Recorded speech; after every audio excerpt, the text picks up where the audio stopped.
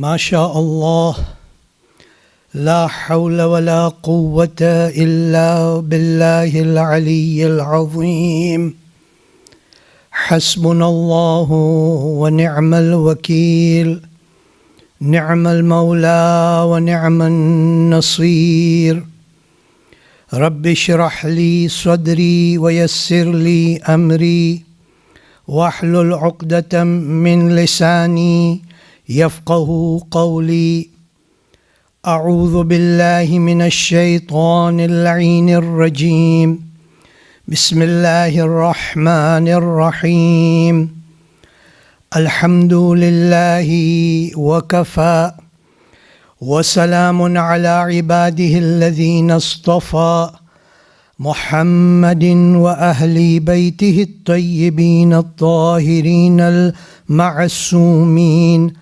الذين أذهب الله عنهم الرجس وطهرهم تطهيرا اللهم صل على محمد وآل محمد واللعنة الدائمة الباقية على أعدائهم أجمعين أما بعد فقد قال الله تبارك وتعالى في كتابه المجيد وفرقانه الحميد بسم الله الرحمن الرحيم والسلام علي يوم ولدت ويوم أموت ويوم أبعث حيا آمنا بالله صدق الله العلي العظيم اللهم صل على محمد وآل محمد.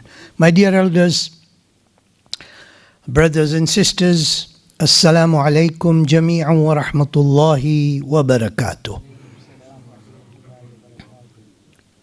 First, let us remember all our marhumin, especially those who were with us last year but no more with us now. Let's remember them as well as all the other marhumin and gift them one surah Fatiha. Bismillahir Rahmanir Rahim. Alhamdulillahi Rabbil Alameen Ar-Rahmanir Rahim Maliki Yawmiddin Iyyaka na'budu wa iyyaka nasta'in Ihdina as-siratal mustaqim Siratal ladhina an'amta alayhim Khayril maghdubi alayhim waladdallin. Allahumma salli ala Muhammadin wa ali Muhammad. We pray to Allah Azza wa Jal for their maghfirah, inshallah. 7th of Dhul Hijjah. We commemorate the Shahaadat anniversary of our 5th Imam, Imam Mohamed al-Baqir, salawatullah wa salamuhu alayh.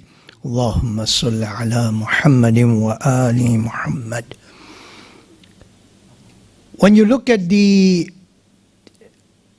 birth anniversary of our 5th Imam, we celebrate that on 1st of Rajab. The death anniversary in month of Dhul Hijjah, today is the 7th. And if you look at both these months, these are Shahrul Hurum. These are sacred months. Months which Allah Azza wa Jal has mentioned in the Holy Quran. I want to discuss about our 5th Imam. And what I want to discuss today is the challenges that our 5th Imam faced, especially during the period of his imamat. The second point I want to explain is about the connection that Imam has with his followers. And if that follower is a special one who is highly respected in the eyes of Imam, then what is the connection? And the third point I want to mention to this evening is about the time when how our 5th Imam faced that situation when he was put in a situation that was, for any ordinary person, would have been terrible.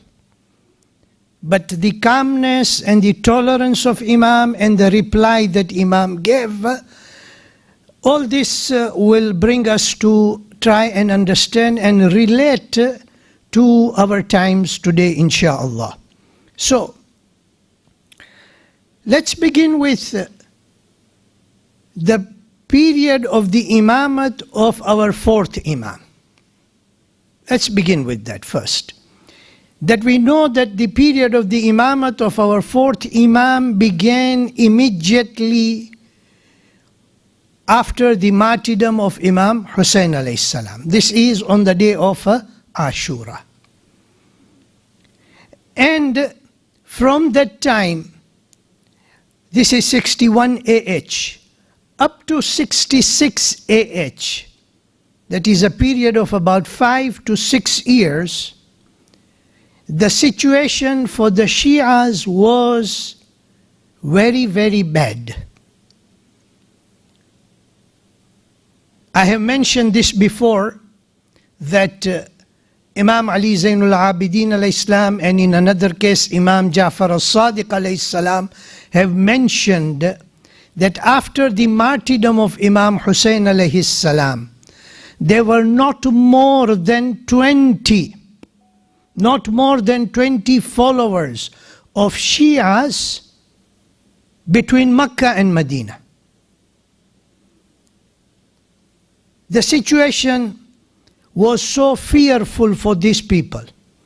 After the event of Karbala came the event of Harra, where Masjidun Nabawi for 3 days was turned into stable for horses, where looting took place, and where the women of Medina were raped, and where the companions of the Holy Prophet were killed. This is during the time of Yazid, but after the event of Karbala. Then there was the uprising of Tawwabun, who felt regret that when Imam Hussein al-Islam called us for assistance, we did not go to assist. And then came the uprising of Mukhtar al-Thaqafi. And in the year 66 AH, Mukhtar al-Thaqafi was martyred. All that time, Imam Ali Zainul Abidin alayhi salam's hands were all tied. Imam could not do much work, with the exception of that living like an ordinary citizen in Medina, he would be meeting the people and he would be talking to the people, but more than that, he did not have any activities. Then, once Banu Umayyah solidified their power base, after that, the attention towards the Shias, that what we say that strict attention towards the Shias was a little bit relaxed. And Imam Ali Zainul Abidin alayhi salam started laying the groundwork. And we know that from his period of Imamat up to the year 95 AH, Imam Ali Zainul Abidin alayhi salam trained many students and was able to spread the madhab of Ahlul Bayt, the true teaching of Islam amongst the people. But during that time, Banu Umayyah did two things, and this is to be kept in mind when we come down to the time of Imam Muhammad Baqir alayhi salam's imamat. The first thing they did was that they wanted to ensure that the Ahlul Bayt of the Holy Prophet are demoted and their status to be denied. How? They started buying off scholars, which in Urdu we say Darbari ulama, those who were under the control of the rulers, who were either being paid or who were being threatened in order to forge a hadith, and more so a hadith in praise of the companions of the Holy Prophet, and especially those who are from Banu Umayyah. So they started forging a hadith, and when they started making this ahadith, it was not in tens or hundreds, but in thousands. So this is one thing they did in order to make sure that their authority is accepted. One. The second step they took was that on this sentence of ulil amr, أطيعوا الله وأطيعوا الرسول وأولي الأمر منكم, and those who are vested with authority amongst you. This they specified, and they were telling the people that this is the order of Allah Azza wa Jal in the Holy Quran. If Abdul Malik bin Marwan is the Khalif, he is ulil amr. While we know that the Holy Prophet sallallahu alaihi wasallam mentioned that ulil amr are the 12 imams. But these people, they used to do like that. But they took one step forward. And listen to this. They explained to the people. The Khalifa had his governors, had all those people who would preach on his behalf, who would do propaganda on his behalf. They came up with a sentence or with a motto where they used to say that Khilafat, astaghfirullah, al-ayadhu billah, is higher than the prophethood. In other words, Khalifa has a higher status than the Holy Prophet sallallahu alayhi wa alihi wasallam. This is how they, Banu Umayyah, solidified their rule over the people. Okay. Meanwhile, they also encouraged those people who would go or preach against the madhab of Ahlul Bayt alayhimus salam. Now, when you come down to the period of imamat of our fifth imam, he became the imam in the year 94 AH, and he passed away in the year 114 AH. So it's a period of about 19 years. Okay. During this period of imamat of our fifth imam, he had to face an answer to those people who were trying to prove and preach wrong Islam. Now, I'm not going to mention all of them in details. I will just say, one of them was the group of Kharijis. The Kharijis who had turned against Imam Ali alayhi salam in the Battle of Siffin. And one of the rule of the Kharijis was that we do not require a ruler, we do not require an arbiter, we do not require someone to be head. Okay? For us, Quran is enough. Al-hukmu lillah, order is for Allah Azza wa Jal, it is not for the people. This was a dangerous sect. The other were Mu'tazili and Ashari. Mu'tazili and Ashari, Mu'tazili used to believe in saying that man has total control over his actions. Allah does not have any control over man. And on the other hand, we had Asharis whose belief was that man has no control over his act. Everything that is being done is done by Allah Azza wa Jal. So astaghfirullah alayadhu billah. If there is a person who believes in this Ashari belief, if he started drinking alcohol, beer or something like that, then he would say, but this is not under my control, this is under control of Allah. Astaghfirullah alayadhu billah.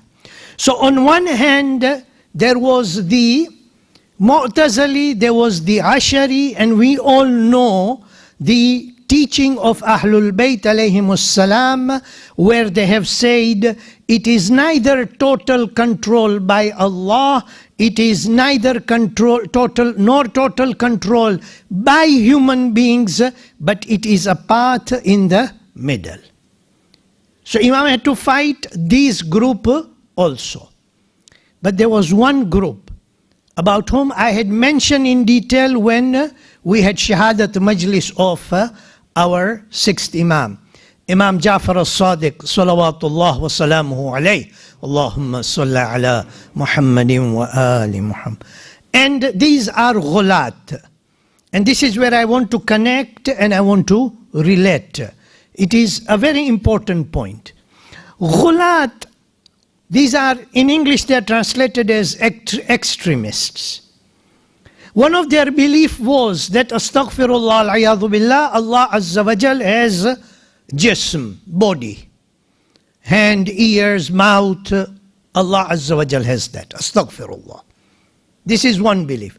The other belief that they had was that they denied resurrection of the body. In other words, their belief was that on the day of judgment, it's only the soul that will come and not the body. Their third belief was that they used to propagate liberalism.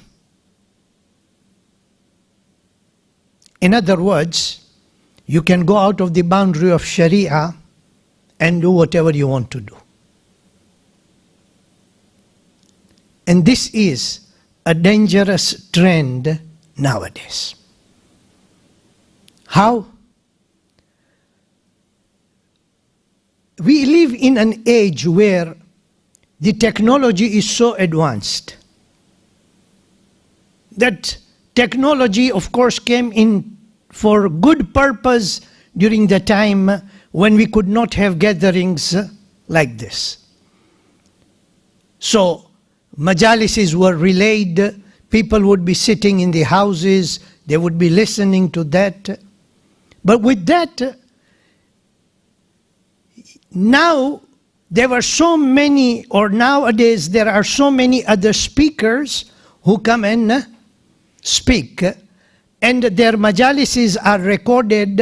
Sometimes a small clip is distributed, sometimes the whole majlis is distributed, and people listen to it. And this is where I would like to draw our attention. And that is, yes, there are scholars who do good research and they come and make their presentation in front of the people. And there are others who speak, and that would be something which is against the teachings of Quran, against the teachings of the Ahlul Bayt alayhimus salam. My point is this: you get a clip, you listen. But after listening, reflect. And yes, I would encourage, ask a question. Many people have this tendency that that scholar said like this, that scholar has said like this. We believe this is the right thing because that scholar has said that. And this is where it becomes dangerous. Nowadays, there are clips that come about to, and I've heard this myself, so I'm not just saying like this. I have heard these clips and I've heard these lectures coming about saying that Aimma Tahirin alayhimus salam, astaghfirullah al-iyadhu billah, did not have ilmul ghaib. Ilmul ghaib is from Allah Azza wa Jal. The whole ilmul ghaib is with Allah. But Allah Azza wa Jal in Quran says that He gives ilmul ghaib to whomever He wishes to. And then there is the topic about ghulat, and where people like us who are practicing madhab of Ahlul Bayt alayhimus salam, according to the teachings that we have, and we believe this is according to Quran, this is according to the guidance of Ahlul Bayt alayhimus salam, we are being targeted and being mentioned as ghulat. So we need to, and this is the point I want to convey to my dear elders, brothers, sisters, don't just accept everything. Where you have a question, where it does not enter into your mind, then you can ask. Some people have, I am here in Peterborough and Alhamdulillah get the opportunity to recite majlises here, and there are times when people will come and question after I have delivered a majlis. Something which they would not understand, or something which they would say that how can you say like this when it should be like this? And we try to explain. So just do not accept it blindly. This is most important thing.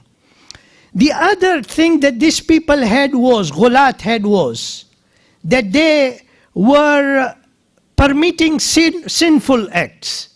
So for example, they would allow you to marry those whom you are not allowed to marry. Someone who is mahram for you, with whom you cannot get married, and they would say that this is allowed. A most interesting thing was that they did not believe in body resurrection, but they believed in reincarnation. And Imam Muhammad Baqir alayhi salam had to face these people. How did he take this task? This is something very interesting. Sheikh Tusi alayhi rahmah has written that Imam Muhammad Baqir alayhi salam had trained 466 students. It is mentioned in the books of history that once Abdul Malik bin Marwan came to Masjidun Nabawi. This is during the period of the imamat of 4th Imam. Abdul Malik bin Marwan comes to Masjidun Nabawi. He was staying in Sham.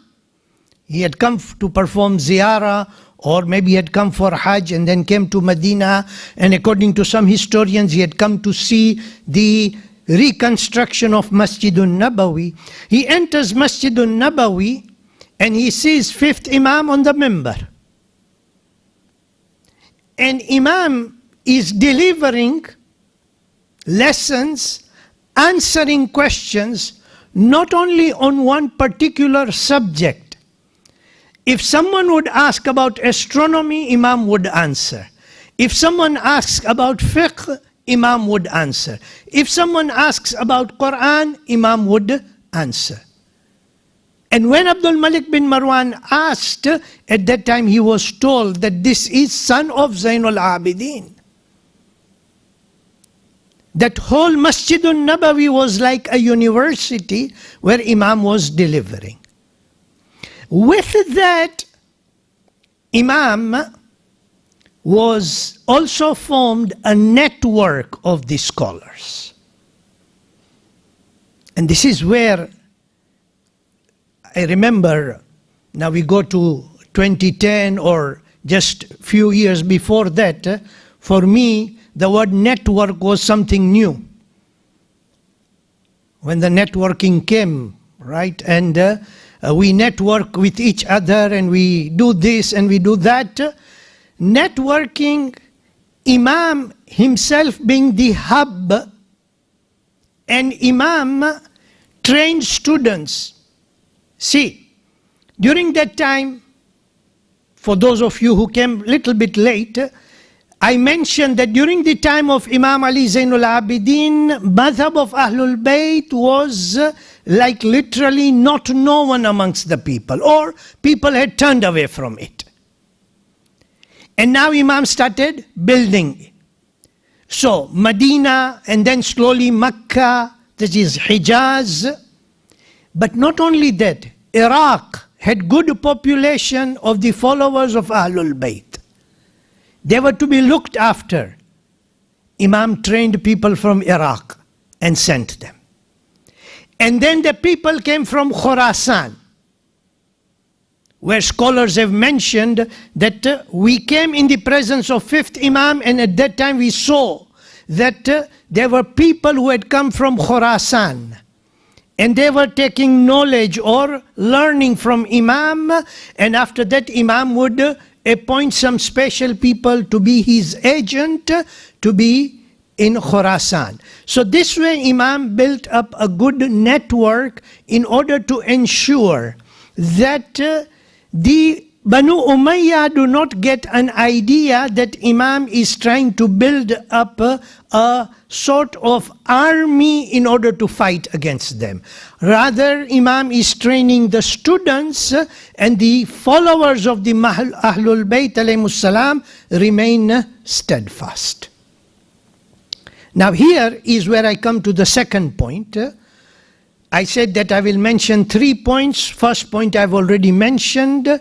The second point that I'm going to mention now is about that special relationship between Imam and the followers of Imam. There is one companion of Imam whose name is Jabir bin Yazid al-Ju'fi. Remember this name. Jabir bin Yazid. If you can remember that, that would be enough. Jabir bin Yazid was originally from Kufa. He came to Medina in the presence of Imam.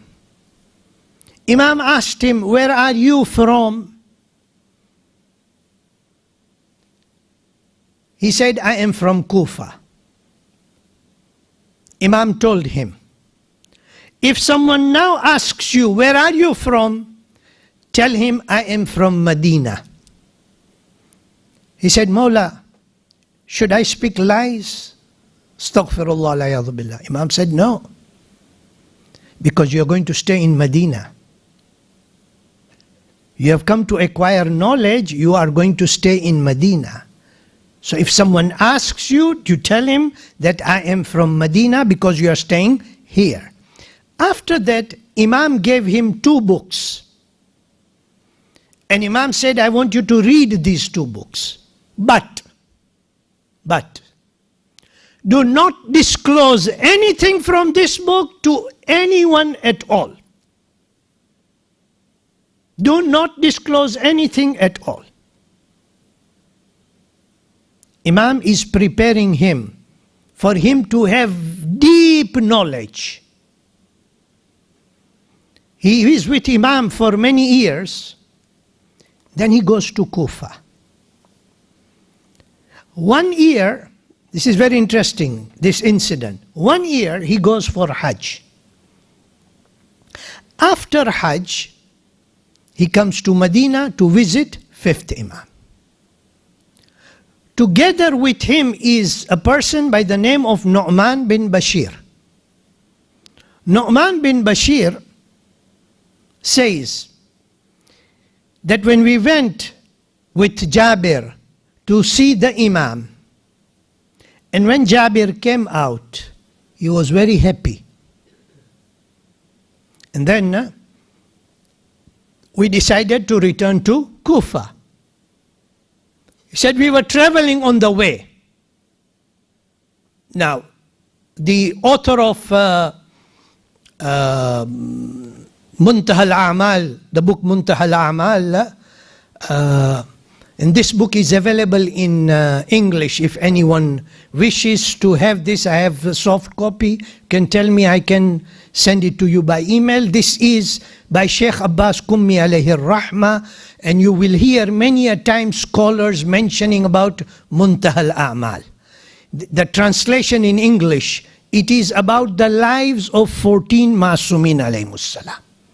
Detailed. Huh? In this Muntaha al-A'mal, it is mentioned that they were traveling and they were on the way when a person came with a letter to give it to Jabir. Some other historians have mentioned that they had stopped at a place. There was a sort of Musafir Khana. They had stopped there, and this person comes. And he talks with Jabir. They are a little bit far. Nu'man does not know what they are talking about. He talks with Jabir, and then he gives the letter to Jabir. Jabir takes that letter, kisses it because it is from 5th Imam. Opens the letter, reads the letter. Nu'man said that as Jabir was continuing to read the letter, that happiness that was there on his face decreased and his face became pale. He was like sad now. But he said, I did not ask Jabir anything until we came to Kufa. I went to my house, he went to his house. He said, the next day I went to see Jabir. What do I see? I see a scene, unbelievable, he says. I see that Jabir has a wooden horse, either made of wood or made of straws, okay. And around his neck was a necklace which had a bone of the ankle of a lamb. And he was singing some silly poems. Nu'man says that I was just watching. I did not ask him anything, but I was weeping as to what has happened to Jabir. What do I find him? He comes out of his house and he is on the streets. He's like a madman and children are surrounding him and he is going until he comes to the entrance of Kufa. And the children are under the impression that this fellow is a mad person and they're making joke of him, and Jabir is acting like that. A few days, now this continues with Jabir. Every day he is doing like that. Few days, a letter comes from Hisham bin Abdul Malik, telling the governor of Kufa, investigate who is this Jabir bin Yazid al-Ju'fi, arrest him, behead him, and send his head to me. The governor of Kufa sends some people, and they investigate. They come, and they tell the governor that Jabir is a man of virtue. Jabir is expert in the science of narration. He knows many ahadith. However, since he has returned from Hajj, he has become insane. He has become mad. He is now on the streets and he is playing with children and he is doing like that. The governor, in order to certify himself, he came and he saw exactly that Jabir is playing with the children on the streets, acting like an insane person. So he wrote a letter to Abdul Malik, to Hisham bin Abdul Malik, that this is the case. But at the same time, the governor of Kufa then said, Alhamdulillah, I was saved by the blood of this Jabir bin Yazid al-Ju'fi. I did not kill him. Otherwise, I would have killed an innocent soul. Where had all these instructions come from to act like madman? All in that letter. And that's how the connection is between Imam and the followers of Imam. It is how strong our belief in our Imam is. And there are many incidents that we will find that in the ghaibah of our 12th Imam, how many followers of 12th Imam have been saved by the Imam of our time. Our faith, our Iman in our Imam should be strong. So this is the point number 2 of the special relationship. Now we come to the third point, the final point, and that point is regarding as to how Imam faced the situation when he had to face Hisham bin Abdul Malik. A very quick explanation that in the period of 19 years of the imamat of our fifth Imam, Imam Muhammad al-Baqir, salawatullah wa salamuhu alayhi.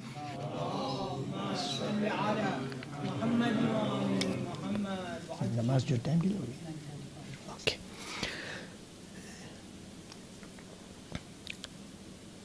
The first person, or when Imam became the Imam after martyrdom of fourth Imam, the person who was the ruler was Walid bin Abdul Malik. Walid bin Abdul Malik died in the year 96 after Hijrah. Then came his brother Sulaiman bin Abdul Malik. There was a little bit of what we say connection or contact between the Imam and Sulaiman. And Imam had written a letter to Sulaiman. When Sulaiman had written a rude letter, Imam had explained.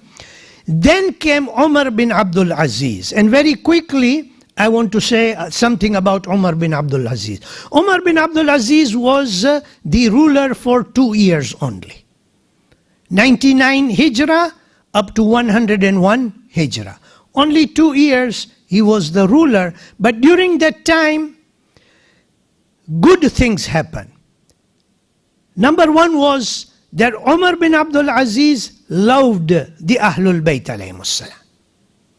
And Umar bin Abdul Aziz gave a written authority, a written, permission to our fifth Imam. Khaybar was returned to fifth Imam. This is one good thing. Number two is that during that period of 2 years, the followers of Ahlul Bayt alayhimus salam had freedom of meeting with Imam. And Imam had that freedom of teaching the Shias. So it was there that there was no fear that here would the people of the government would come and would attack or would arrest. It was a clear freedom, and it was 2 good years. And with that high respect, Imam Muhammad Baqir alayhi salam, what happened was that Umar bin Abdul Aziz, after the martyrdom of fourth Imam, mentioned one thing. There were people sitting there, and he said, the light of the world was turned off. After the death of fourth Imam, the light of the world was turned off, and the beauty of Islam also went away on the demise of Zainul Abidin. So the people sitting there asked, and what about Muhammad al-Baqir? So he said, I will write a letter. He wrote a letter to Imam Muhammad al-Baqir alayhi salam.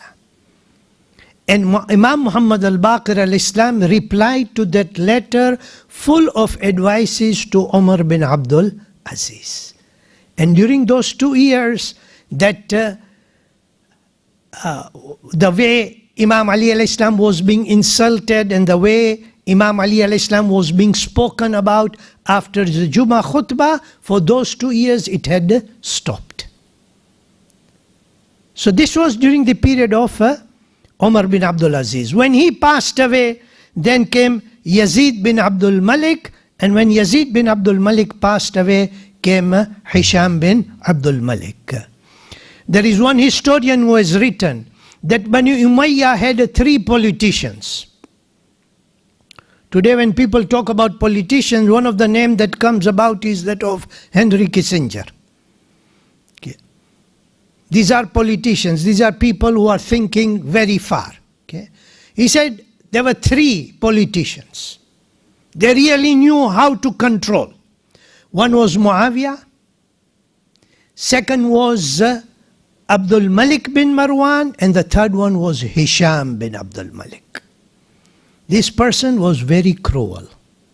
Hisham bin Abdul Malik, Imam stayed in Medina for most of his life, except for that 1 or 2 journeys to Sham. Once he called Imam Muhammad Baqir al-Islam to Sham. And Imam was accompanied by his son, our 6th Imam. Both of them went. Hisham had prepared. He said, when this person comes, you are not going to give him any respect. And he said, I will talk ill about him, I will taunt him, I will insult him. And once you have done that, once I have done that, then you also one by one, telling the ministers and his special supporters that you also do that. He had 2 aims in mind. Number 1 was that Imam would come, big crowd sitting there. Imam would be insulted. Imam would be spoken ill about. What would happen to Imam? Imam's spirit would be weakened. When a person is, people talk ill about him and insult him and this, that person loses the spirit. So he had one aim, let me do that, so the spirit of Imam weakens. And after that, we will convict him and we will convey this message to the public that we have convicted him. He had orators who would go out and they would go and speak. This is what he had in mind. وَمَكَرُوا وَمَكَرُوا اللَّهِ. They plan and Allah plans. 5th Imam enters into the palace. And you know what he does? It was a custom that when you enter and if the Khalifa is sitting, you say, Assalamu alayka ya Amirul Mu'minin. They would say that way. Imam comes. People on both sides. Imam raises his hand. Salamun alaykum. Saying that he came and sat down in a place without anyone's permission. Hisham is boiling.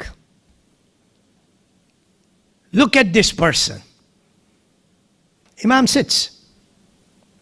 Hisham starts, accuses Imam that you, the children of Ali, astaghfirullah, al-ayadhu billah, have brought about disunity amongst the Muslims. You are, astaghfirullah, al-ayadhu billah, hypocrites. You want to try and form your own governments and you are planning all about this. This is what Hisham said. And as it was planned, one by one, everyone started speaking the same thing. Or in a manner insulting the Imam. Imam was calm, tolerant, did not speak anything at all. Stood up. When everyone finished, he stood up. Praised Allah. And then praised the Holy Prophet. And then he turned towards the people and he said, Ayyuhan nas, O people, Aina tadhhabun, where are you going towards? Wa aina yuradu bikum, what are your intentions? Bina hadallahu awwalakum wa bina yakhtimu akhirakum. It is through us that Allah guided your predecessors. And it is through us that your actions will be measured and will be accepted. Where are you going? And after that Imam says, فَإِن لَمْ يَكُنْ لَكُمْ مُلْكٌ مُعَجَّلٌ فَإِنَّ لَنَا مُلْكًا مُؤَجَّلًا.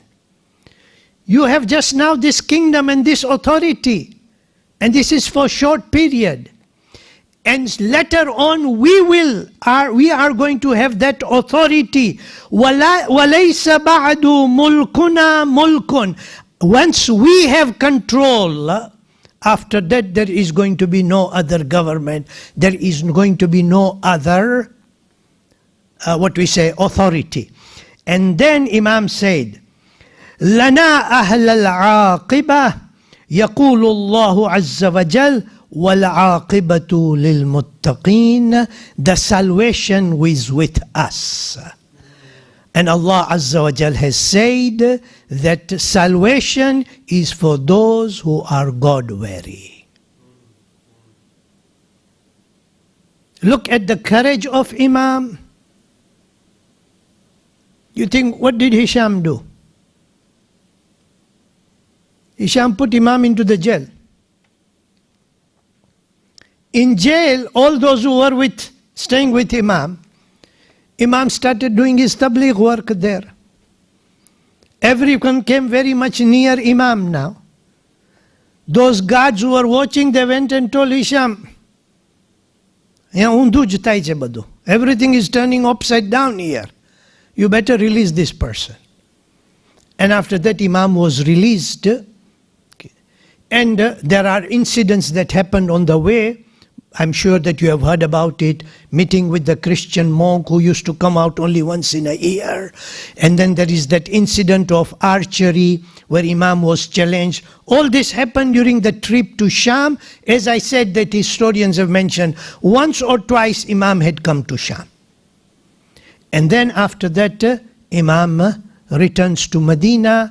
Here is Imam who has done his work of tabligh, who has defeated the enemy in his own palace. This is very important for us to understand. Though I wouldn't like to enter a lot into politics, but just to say, and inshallah when I get another opportunity I will try to explain. But look at the situation in the present world today. I will only say this. When the Imam of our time will come, there will be his army, and there is going to be army of Dajjal. This is my reading, this is my understanding, that army of Dajjal is being formed now. It is happening. Therefore, we have to be very, very alert and alive. And I remind the parents that make your children become strong in their aqidah. In their aqidah. Make them very strong. Try to create that spirituality in them. That spirituality by which they will know that if we have to fear anyone, then it is only Allah Azza wa Jal. And our life revolves around the sentence, La ilaha illallah. Very important, inshallah we'll discuss this. But Azadaro, जब Hisham ने देखा कि इमाम Mohammad Baqir अलैहिस्सलाम को कोई और तरीका नहीं है कत्ल करने का, अज़ादारों तारीख़ में मिलता है कि इमाम मोहम्मद बाक़िर अलैहिस्सलाम को ज़हर दिया गया। हाँ अज़ादारों, ये वो इमाम है जिसने करबला का वाक़या देखा था। सन 61 हिजरी में जब इमाम की उम्र 4 साल की थी, इमाम मोहम्मद बाक़िर अलैहिस्सलाम ने अपने जद का सर नेज़े पर देखा था। इमाम मोहम्मद बाक़िर अलैहिस्सलाम ने देखा था कि अपने बाबा को कितनी तकलीफ़ों का सामना किया गया था। इमाम मोहम्मद बाक़िर अलैहिस्सलाम भी असीर हुए थे और उन असीरों को करबला से कूफा और कूफा से शाम ले जाया गया था। امام نے وہ منظر بھی دیکھا تھا جو شام میں مجمع تھا، جو تماشیوں کا مجمع تھا، اور سر تھے اور بیبیاں سب ایک ساتھ میں جا رہی تھی، اور کیسے لوگ اہل بیت مطہرین کو ستاتے تھے۔ یہ منظر سب امام محمد باقر علیہ السلام نے دیکھا تھا۔ ہاں عزاداروں، میرا دل کہتا ہے کہ جب بھی امام اس منظر کو یاد کرتے ہوں گے، امام کے آنکھوں سے آنسو نکلتے ہوں گے۔ عزاداروں، زہر جب دیا گیا تو تاریخ میں ملتا ہے کہ 3 دن تک امام اس تکلیف میں رہے۔ ہاں، جب آخری رات آئی تو امام جعفر صادق علیہ السلام کو بلایا اور کچھ شیعوں کو بلایا، اور اس کے بعد امام نے وصیت کی، اے بیٹا جب میرا انتقال ہو جائے تو مجھے غسل دینا، مجھے یہ کفن پہنانا جو یمنی چادر میں پہنتا تھا جمعے کے دن، وہ مجھے پہنانا، سر پہ امامہ باندھنا۔ ہاں بیٹا، اس کے بعد نماز جنازہ پڑھانا، اور اس کے بعد مجھے دفن کرنا۔ عزاداروں، میں کہوں گا مولا آپ کو موقع ملا، آپ نے اپنے بیٹے کو وصیت کی، آپ کو غسل بھی نصیب ہوا، آپ کو کفن بھی نصیب ہوا، جنت البقیع میں آپ دفن بھی ہوئے، لیکن میرا دل کہتا ہے مولا اس وقت آپ کو ضرور یہ یاد آیا ہوگا، ہائے میرے جد مولا حسین، ارے اس کے سر کو کاٹا گیا، اس کی لاش کو سرزمین کربلا پر چھوڑا گیا تھا، 3 دن تک یہی لاش پڑی۔ وَسَيَعْلَمُ الَّذِينَ ظَلَمُوا أَيَّ مُنْقَلَبٍ يَنْقَلِبُونَ إِنَّا لِلَّهِ وَإِنَّا إِلَيْهِ رَاجِعُونَ. Inshallah, after namaz we'll recite Man Yujibu for one mu'min brother who is sick. Inshallah, I will talk about that. But Matam Hussein.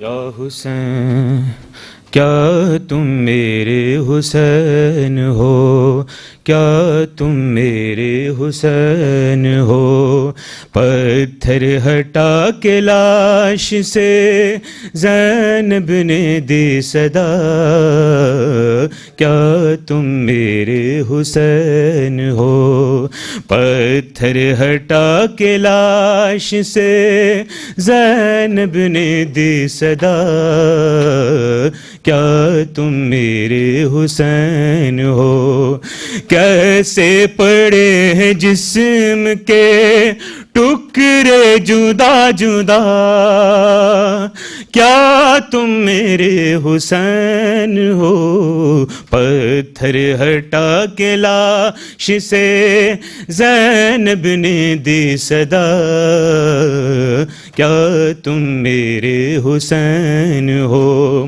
ہے میرے غریب کا کیا حال کر دیا، گھوڑوں سے لاش دشت میں پامال کر دیا، پہچانوں کس طرح سے بدن سے ہے سر جدا، کیا تم میرے حسین ہو، پتھر ہٹا کے لاش سے زینب نے دی صدا، کیا تم میرے حسین ہو، کیا تم میرے حسین ہو، پہچان لوں گی میں تمہیں آواز مجھ کو دو، دم توڑتے جو دیکھا ہے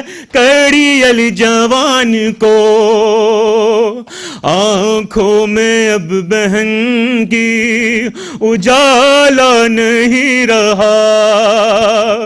کیا تم میرے حسین ہو پتھر ہٹا کے لاش سے زینب نے دی صدا. کیا تم میرے حسین ہو پہچاننا تمہارے لیے بھی کٹھن ہوا. دیکھا ہے پہلے بار جو زینب کو بیردہ آتی ہے شرم جلد بتا دو مجھے ذرا. کیا تم میرے حسین ہو پتھر ہٹا کے لاش سے زینب نے دی صدا. کیا تم میرے حسین ہو پتھر ہٹا کے لاش سے زینب نے دی صدا. کیا تم میرے حسین ہو کرتا رہا ہے ذبح کی کوشش کہاں کہاں.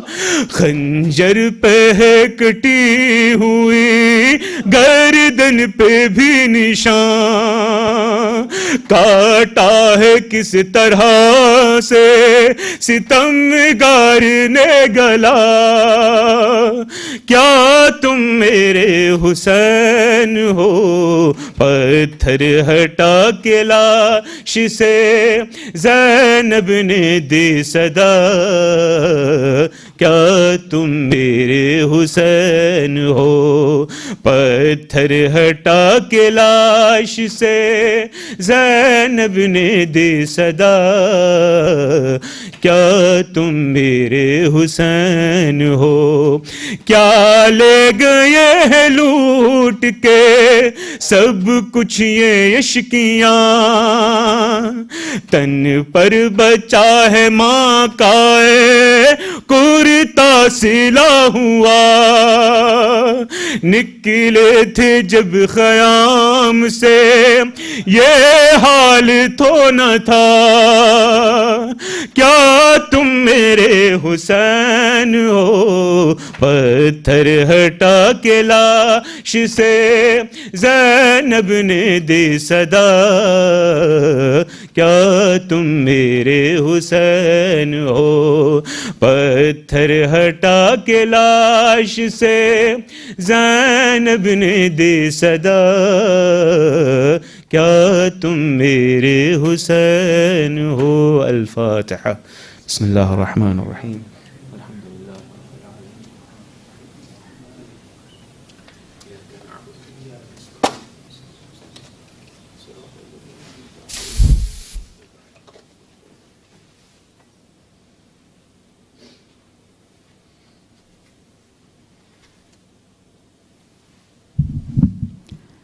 Rouhani Majlis announcement. Momineen, today's Majlis was sponsored by Marhum Amir Ali Bhai Muhammad Ali Megji, Varisos for the Isale Sawab of Marhum Amir Ali Bhai Megji, Marhuma Mansura Bhai Megji, Megji family Marhumeens, the Ramshi family Marhumeens and Kul Marhumin. All are humbly requested to recite Surah Fatiha for all Marhumeens. Al-Fatiha. Bismillah ar-Rahman.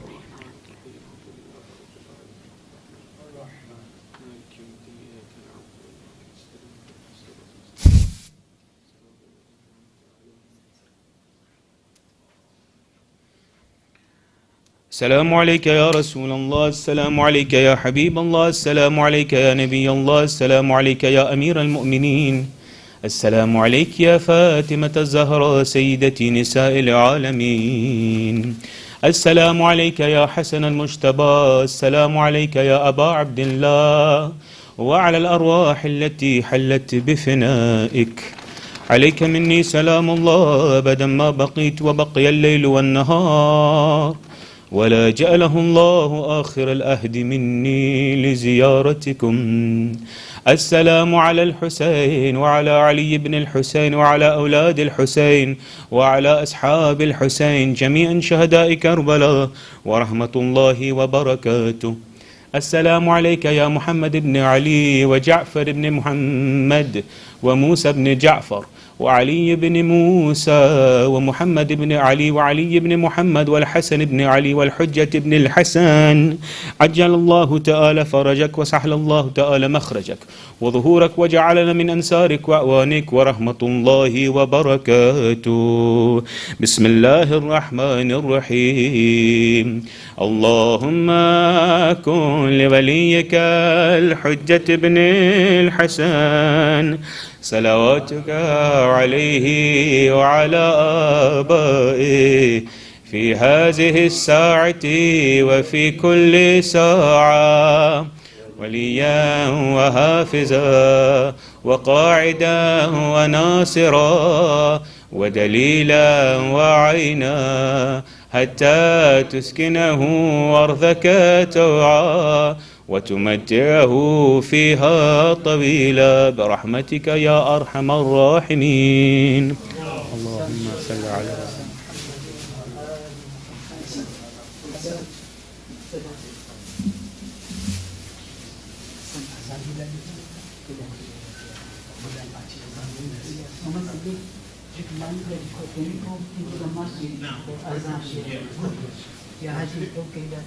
How are you, Sajjad? 9:34.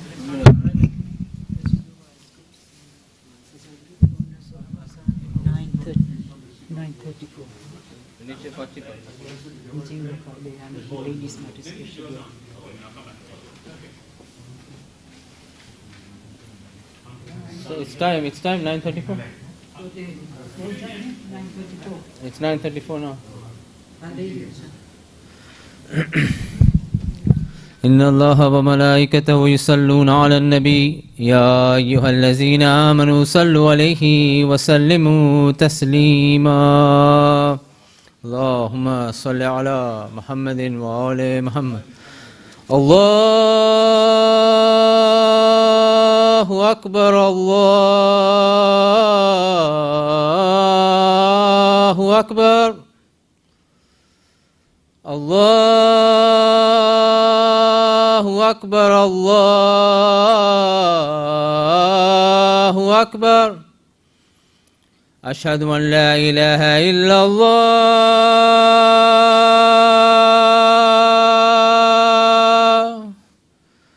أشهد أن لا إله إلا الله.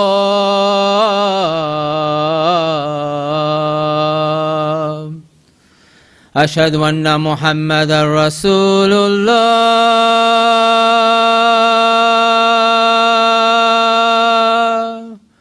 أشهد أن محمدا رسول الله.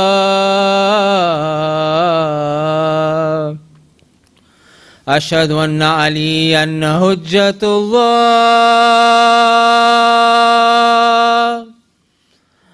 أشهد أن أمير المؤمنين وإمام المتقين عليا ولي الله.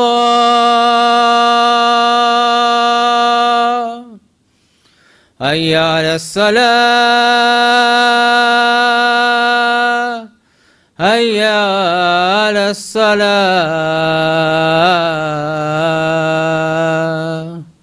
حي على الفلاح